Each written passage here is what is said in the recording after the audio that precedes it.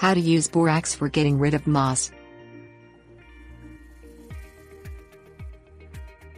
Moss can be charming when it grows on trees, but it is unsightly when it grows in sidewalks or on roofs. Moss can even shorten the life of the roof. Borax is a good moss-killing treatment for man-made structures such as these, since no other vegetation will be harmed by its application. Things you will need: hand sprayer, borax, white vinegar.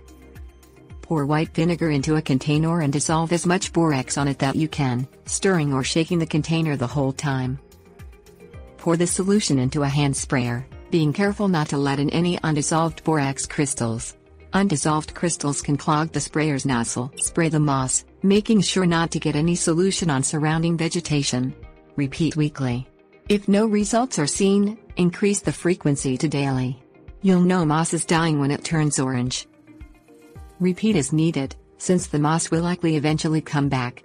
Permanent fixes are not generally known. Solve any moisture problem that may be making the roof or other area hospitable to mold.